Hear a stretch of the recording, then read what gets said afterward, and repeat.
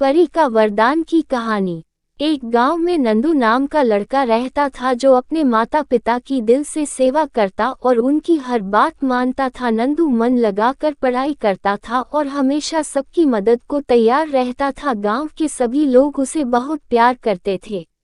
नंदू के पिता दिन भर फेरी लगाकर सब्जी बेचा करते थे और उसकी माँ घर संभालती थी। उसकी एक छोटी बहन थी जिससे वह बहुत प्यार करता था। पिता की कमाई से घर और पढ़ाई का खर्चा निकल जाता था। स्कूल जाने से पहले नंदू सुबह सारी सब्जियां धोकर ठेली पर सजा देता था जिससे उसके पिता को मदद मिल जाती थी। एक दिन उसके पिता बारिश में भीग गए और बीमार पड़ गए। फिर एक दिन अचानक उनकी मृत्यु हो गई। इस हादसे से पूरा परिवार हिल गया। घर में सभी पैसे के लिए मोहताज हो गए। नंदू के माँ की तबीयत भी खराब रहने लगी। नंदू समझ नहीं पा रहा था कि कैसे वह परिवार की मदद करे। नंदू ठेली लगाना तो चाहता था लेकिन अभी वह सिर्फ 8 साल का था। इतनी कम उम्र में वह इस काम को नहीं संभाल सकता था। नंदू ने अपनी माँ से रामायण महाभारत के साथ साथ दैवीय चमत्कार की कहानियाँ सुनी थी। उसके मन में विचार आया कि भगवान तो सभी की मदद करते हैं, उसकी भी जरूर करेंगे। ये सोचकर एक दिन तड़के ही वह मंदिर पहुँच गया। उसने वहां जाकर हाथ जोड़ा और बोला, भगवान मैं छोटा बालक हूँ, पूजा करना नहीं आता, लेकिन तुमसे विनती करता हूँ कि रास्ता दिखाओ। इस तरह नंदू स्कूल जाने के क्रम में नियम से रोज मंदिर जाता और भगवान से विनती करता। इस तरह करते करते उसे कई महीने गुजर गए। इस दौरान न तो भगवान ने दर्शन दिए और न ही परेशानी दूर हुई। कभी कभी नंदू निराश हो जाता कि उसे पूजा करना नहीं आता, इसलिए भगवान दर्शन नहीं दे रहे, वरना वह तो सबकी मदद करते हैं। फिर भी उसने मंदिर जाना और पूजा करना नहीं छोड़ा। आखिरकार एक दिन देवी माँ को उस नन्हे भक्त पर दया आ गई। एक दिन जब नंदू बिस्तर पर गहरी नींद में सोया था, उसे लगा आकाश से एक तेज रोशनी आ रही है और पूरा कमरा रोशनी से भर गया। कुछ देर बाद उस रोशनी से हाथ में छड़ी लिए नन्ही परी निकली जो बिल्कुल वैसी ही थी जैसा उसने किताबों में पढ़ा था।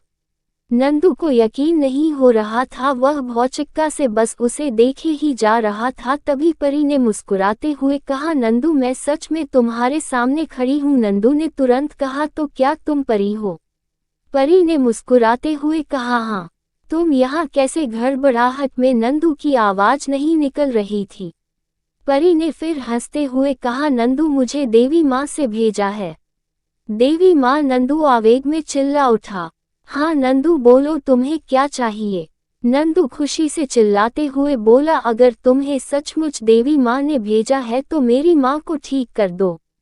परी बोली, ठीक है नंदू, कल तक तुम्हारी माँ ठीक हो जाएगी, लेकिन मैं तो तुम्हें वरदान देने आई थी, तुमने अपने लिए कुछ मांगा ही नहीं।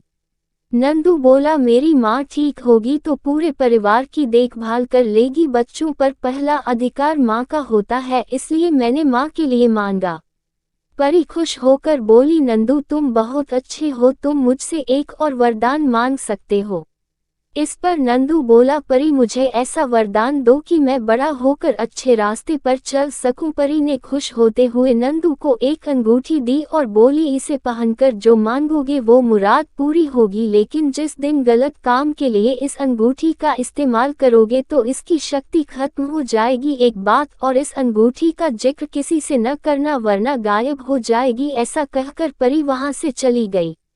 सुबह उठकर जब नंदू ने देखा तो अंगूठी उसकी उंगली में मौजूद थी। उसने देखा कि माँ पूरी तरह से ठीक हो चुकी है और घर के काम कर रही है। वह अपनी माँ को सारी बात बताना चाहता था, लेकिन फिर परी की बात याद आ गई और वह चुप हो गया। मेहनत के बल पर अब उसका परिवार सुख से रहने लगा। कहानी से सीख, इंसान को लालच कभी नहीं करना चाहिए। कर्म पर विश्वास करने वाले लोगों के लिए कुछ भी असंभव नहीं होता।